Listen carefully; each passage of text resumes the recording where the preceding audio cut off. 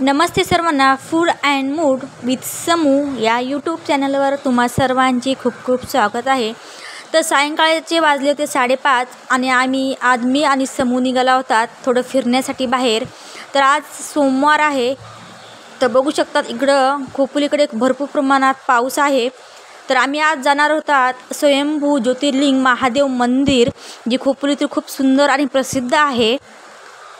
तर बघू शकतात आज दुपारपासूनच इकडल्या एरियामध्ये खूप प्रमाणात असा पाऊस आहे. तर पूर्ण रस्ते वगैरे बघा पूर्ण पावसाने आहे आणि आता पण पाऊस सुरूच आहे.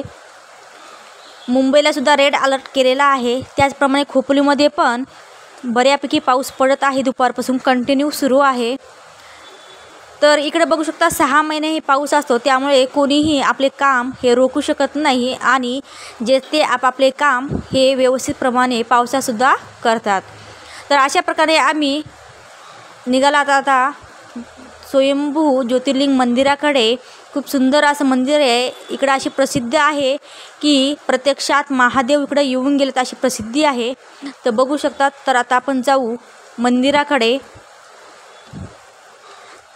तर इकडल्या साईडला ही खाऊ गल्ली आहे. पूर्ण इकडं खाण्याचे स्टॉल लागलेले आहेत. 4च्या नंतर इकडं भरपूर प्रमाणात गर्दी असते. वडापाव म्हणा, मंचुरियन किंवा शोरमा असेल, भरपूर प्रमाणात इकडं खाण्याची मिळतात. मॅगी असेल. तर 4च्या नंतर इकडं भरपूर प्रमाणात गर्दी असते आणि खूप छान प्रकारे मिळते. एक पूर्ण लाईनच इथं खाऊ गल्ली बनलेली आहे. तर मस्त आम्ही पावसाचा एन्जॉय करत मंदिराकडे निघालेलो होतो. इथून अवघ्या 5 मिनिटावर मंदिर आहे. ते बघा पूर्ण पावसामुळे वातावरण एकदम सुंदर असे झाले होते आणि सर्वजण पावसाचा मस्त आनंद घेत होते. समर्थसुद्धा खूप मजा करत होता पावसामध्ये. त्याला मजा वाटत होती. छत्रीत तो बसत नव्हता. एका बाजूने तो पूर्ण भिजला आहे पावसामध्ये. तर अशा प्रकारे सुंदर असं वातावरण होतं आज. आणि आज सोमवार असल्यामुळे आम्ही निघालात मंदिराकडे. तर हे बघा पूर्ण पाऊस झालेला आहे सर्व बाजूने. आता इथून मंदिर फक्त 5 मिनिट अंतरावर आहे. एकदम सुंदर असं महादेव, जे स्वयंभू ज्योतिर्लिंग म्हणून ओळखला जातो. तर ते महादेवाला आज आपण इथं जाणार आहे. त्याचं नावच स्वयंभू ठेवलेलं आहे. स्वतः इथं महादेव प्रकट होऊन आलेले आहेत. तर आता इथून 5 मिनिटावर आले मंदिर. तर हे आहे स्वामी समर्थाचं टेंबे मंदिर. खूप सुंदर असं हे ध्यानस्थ आहे. तिथे भरपूर प्रमाणात गर्दी पण असते. आणि इकडल्या साईडला आहे जे आपल्याला महादेव मंदिराकडे जायचं आहे, तोर मंदिर. इथं समोरची तुम्ही मस्ती बघू शकतात. मस्त पावसाचा आनंद घेत होता. पूर्ण हिरवगार सर्व बाजूने झालेलं आहे आणि समोरची पावसामध्ये मस्ती चालू होती. तर अशा प्रकारे आम्ही आता मंदिराजवळ पोहोचले आहोत. हे बघू शकतात. आज वाहनाची वर्दळ खूप होती, कारण 5:30 4च्या नंतर शाळा वगैरे सुटतात, त्यामुळे वाहनं ह्या टाईमला भरपूर राहतात. तर आपल्याला रस्त्याच्या पलीकडल्या साईडला जायचं होतं, जिथे आपल्याला मंदिराकडे जायचं आहे. तर इथून आता मी पलीकडल्या साईडला जाणार आहे.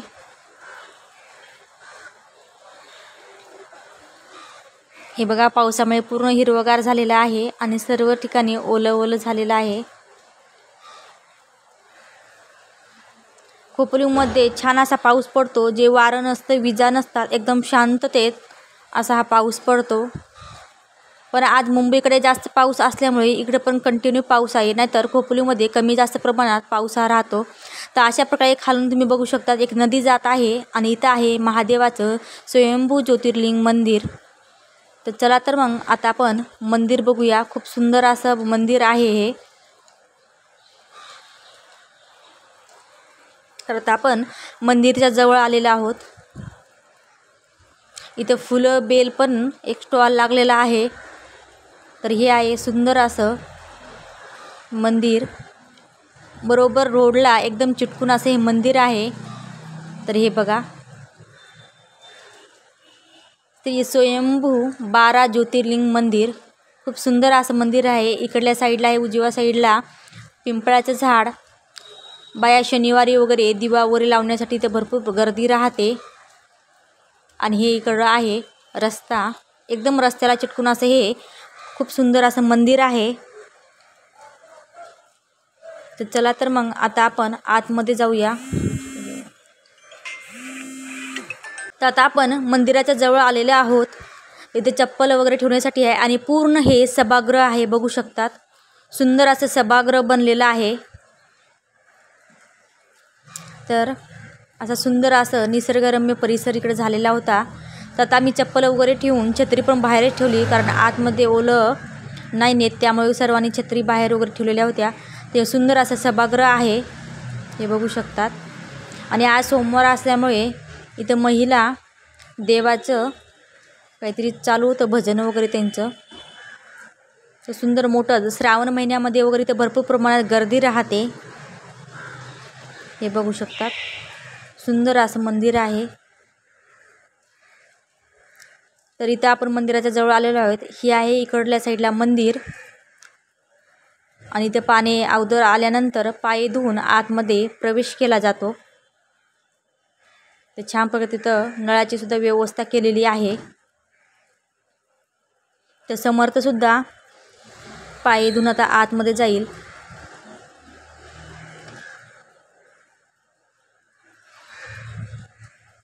तिथं आम्ही मंदिरात आलेले आहोत. तर बघू शकतात इकडल्या साईडला मंदिर आहे आणि एका साईडला इथे नंदी आहे. छान असं नंदीसाठी सुद्धा सुंदर असं मंदिर त्यांनी केलेलं होतं. बघा, मस्त असं मंदिर नंदीसाठी सुद्धा आहे.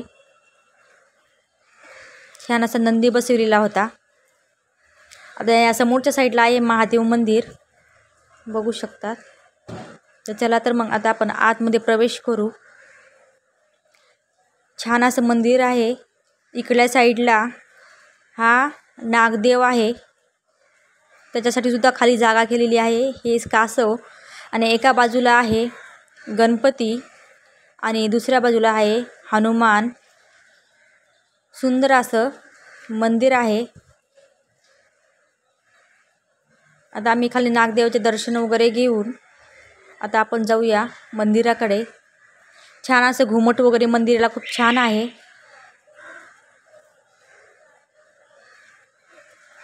इथे महिला इथं पूजा वगैरे करत आहेत. आज सोमवार आहे, हे बघू शकतात. इकडं आहे महादेवाची पिंड आणि अलीकडे आहे पाषाण, बघू शकता. तुम्ही महादेवाचे हर एक मंदिर बघितलं असेल, पण महादेवाची जी पिंड असते त्यानंतर त्याला बाहेरून जे असतं ते इथं नाही आहे. इथं पाषाणमध्ये महादेव आहे, बघू शकता. खाली पूर्ण पाषाणमध्ये आहे, याला आकार नाही. इथं स्वयंभू महादेव येऊन गेले अशी ख्याती आहे. तर आम्ही दर्शन वगैरे घेऊन आम्ही आता मंदिरच्या बाहेर पडलेले आहोत.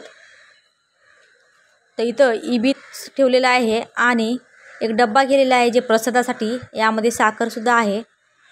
प्रसादासाठी हे डब्बा वगैरे इथे ठेवतात त्यांनी. तिथं आम्ही प्रसाद पण घेतला देवाचा आणि प्रसाद वगैरे घेऊन आम्ही आता निघालो घराकडे.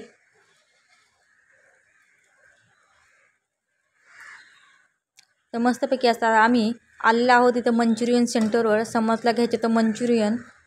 त्या बघू शकता इथं मस्त स्टॉल लागलेले आहेत मंचुरियनचे, गरमागरम सर्व मिळतं. इथं आम्ही ड्राय मंचुरियन घेतलं आणि घरी येऊन त्याचा मस्त आस्वाद असा घेतला. मस्त हा मंचुरियन खात आहे चटणीमध्ये बुडवून. तर आजचा व्लॉग कसा वाटला नक्की सांगा.